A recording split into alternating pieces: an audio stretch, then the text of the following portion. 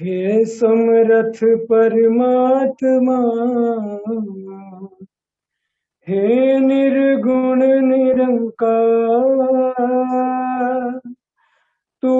करता है जगत का, तू सबका आधार। कण कण में है बस रहा तेरा रूप अपार। तीन काल है सत्य तू, मिथ्या है संसार। घट घट बासी है प्रभु, अविनाशी करता। दया से तेरी हो सभी, भवसागर से पार। निराकार साकार तू, जग के पालनहार। है वे अंत महिमा तेरी, दाता परम्पार। परम पिता परमात्मा, सब तेरी संतान। भला करो सबका प्रभु, सबका हो कल्याण। भला करो सबका प्रभु,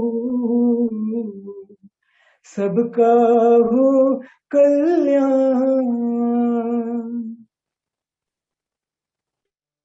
साथ संगत जी, प्यार से कहना ध्यान नंगाय जी। आज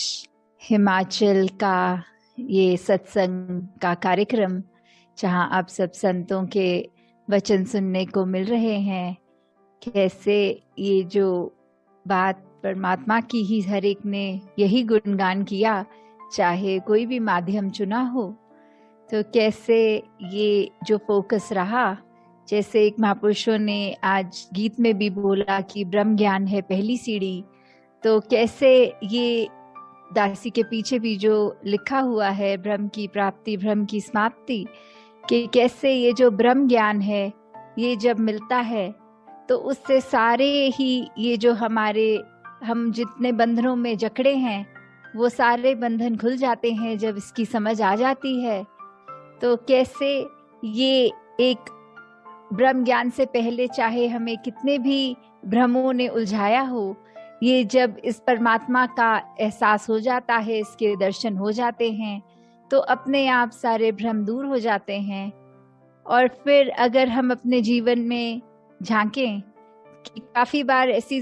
सिचुएशंस आती हैं जहां लगता है कि ये ब्रह्म ज्ञान तो मिल गया, फिर भी हमें ये उलझने आ रही हैं, ये एक भ्रम सामने खड़े हो जाते हैं। तो वो एक बात ऐसी है कि हमने अपनी चेतनता से, अपने ध्यान से ये परमात्मा जब भुला दिया, तो फिर वापस हम वो जो पहली सीढ़ी की बात है भक्ति की, तो उससे वापस वो एक तरह से अगर कहें तो ग्राउंड फ्लोर पे वापस आ गए, पहली सीढ़ी जो चढ़े थे। तो कैसे हमने हर समय इस परमात्मा का ही ध्यान करना है, तभी ये सारे बंधनों से हम मुक्त हो सकते हैं, क्योंकि ये आत्मा तो बेरंगे के जैसी ही है, ये उसी का ही अंश है। तो हम कैसे वापस अपने आप को उसी में ही एकमिक करने का यत्न इस ब्रह्म ज्ञान द्वारा, जो एक होता है कि मोक्ष और मुक्ति की बात, तो कैसे ये भक्ति भरा जीवन निभाने के बाद जब एक ब्रह्म ज्ञान हो गया, ये रूबरू देखा गया परमात्मा, फिर ये भक्ति भरे जीवन के बाद ही वो अंत समय जो एक में एक वापस होने की बात है, तो वैसा जीवन हर एक के जहां झोली में आए, वहीं एक हमने हमेशा सजग रहना है, वो कोशिश करनी है कि ये उलझनों में हम ना पड़ें और हर चीज जब तक इस ब्रह्म ज्ञान की दृष्टि से देखेंगे तो साफ ही दिखेगी, वो बंधन हमें जकड़ नहीं पाएंगे। कैसे हमारा दिमाग भी अगर कभी कुछ हासिल करने के लिए ये चालाकियां करता है, वो भी उस समय वो माया का ही रूप है। जैसे दासी ने कुछ ही दिनों पहले एक दृश्य देखा कि यहाँ बंदर बहुत आ गए थे, तो जहाँ रसोई घर में उनको नजर आ रहा था कि फल की टोकरी दिख रही थी और वैसे एक कांच सामने, तो कैसे वो बंदर पहले तो अंदर घुसना चाहा उसने कांच से, और वहां वो एक संभव नहीं हो पाया उसका आना। और फिर जब रसोई में खड़े सब वो चेतन थे कि ध्यान रखा जाए बंदर ना आए, और जैसे ही कुछ समय बाद देखा तो वो बंदर वहां नहीं था, तो एक मन रिलैक्स हो गया कि अब कोई बात नहीं, बंदर चले गए, तो अब वो सावधानी हट गई, तो ये चेतनता भी चली गई अपने अपने कामों में, सब फिर से व्यस्त। तो वहीं थोड़ी देर में देखा कि दरवाजा खुला और एक महापुरुष अंदर आए और उन्हीं के पीछे पीछे वो बंदर भी आ गया। तो कैसे वो बंदर वही था, बस छुप के बैठा था, और हम सब ने सोच लिया कि वो बंदर अब वहां नहीं है। और ये ऐसे ही ये उदाहरण से अगर हम अपनी लाइफ में रिलेट करें कि कभी कभी तो ऐसा लगता है कि हाँ अभी सामने कोई चीज है, हम बहुत अलर्ट है, बहुत कॉन्शियस है, ये परमात्मा के ही अनुसार हम उसी सोच में ढलते हुए हर काम कर रहे हैं कि बहुत एक चीजों का संभाल भी, हर एक अपने मन के सोच को भी हम तोल रहे हैं, बोलों को भी तोल रहे हैं। पर फिर एक क्षण ऐसा आ रहा है जहाँ एक वो चेतनता खो दी हमने, तो फिर हमारे फिर सोच भी इधर उधर माया में ही भाग रही है, हमारा ख्याल, हमारे वचन भी फिर ये ऊपर नीचे होके कैसे भी निकल रहे हैं। हम अपने आप को इस परमात्मा के तराजू में तब नहीं रखते हैं। और फिर एक ऐसा मौका आता है जहाँ एक ऐसी घटना होती है तो रियलाइज होता है कि अगर हम शुरू से ही अपना ध्यान इस प्रभु परमात्मा, इस रमे राम में रखते, इस निरंकार में रखते, तो फिर ऐसी सिचुएशन होती ही नहीं कि कोई नुकसान हो जाता। तो वैसे ही हम सब हमेशा अपने जीवन में ध्यान रखें कि ये ब्रह्म ज्ञान जो मिला, एक ये सैल्वेशन, एक मुक्ति का ये डेफिनेटिव तभी होता है जब इसके अनुसार पल पल जिया जाए, कि एक भी पल की जहाँ ढील हो गई तो फिर हम वो संतमति वाले नहीं कहला सकते, हम महापुरुष नहीं कहला सकते। हम हर पल सिर्फ एक अपने नेचर को ही ऐसा बना ले जहाँ हर ख्याल इस परमात्मा से शुरू इसी तक, हर कार्य इसी की रजा में, यही हमारी मन की भी अवस्था हो कि जब इसका एहसास, तो फिर सारे ही एक अच्छे गुण, चाहे विनम्रता होगी, चाहे वो दूसरों को ब्रॉड माइंडेड विजन से देखने की बात, कैसे हम हर एक को एक्सेप्ट करते चले जाएंगे, और प्यार तभी कर पाएंगे जब एक्सेप्टेंस होती है। तो उसी तरह हमने हर एक के लिए जहाँ अपने आप को किसी की तुलना से नहीं श्रेष्ठ मान लेना, यही भाव, दास भाव कि सभी संत हैं, सभी के पास वही ब्रह्म ज्ञान है, और जो दुनिया इस ब्रह्म ज्ञान से अभी अपना मुख उजला नहीं कर पाई, उनके अंदर भी परमात्मा ही है। तो कोई भी संसार का व्यक्ति जो है उससे हम ज्यादा श्रेष्ठ नहीं हैं, इस परमात्मा के ही सब हैं। और वैसे ही अपने आप को हर एक का दास मन से मानना है, और कभी भी अपने जो सूक्ष्म से भी अहंकार कभी आ जाते हैं कि किसी ने कोई प्रशंसा कर दी तो लगता है कि हमारे जैसा अच्छा कार्य ये तो और कोई नहीं कर सकता, तो उस समय भी हम अपनी चेतनता खो रहे हैं, इस परमात्मा को भुला रहे हैं, क्योंकि आज इस परमात्मा ने ही बल दिया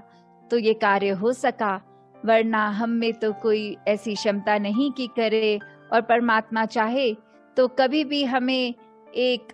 अपनी जगह पर रोक सकता है और किसी से वो कार्य करा सकता है। जैसे आज भी देखा, थोड़ा इंटरनेट बीच में प्रॉब्लम कर रहा था, तो एक महापुरुषों के वचन के हिसाब से वो जो लिप सिंक नहीं हो पा रहा था, क्योंकि एक बोलने की स्पीड और कुछ हो रही थी और विजुअली नजर और कोई विजुअल्स आ रहे थे।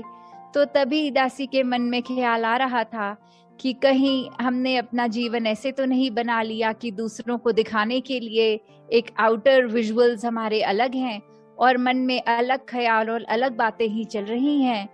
तो हमें हमेशा इसको सिंक में रहकर करना है, मन वचन कर्म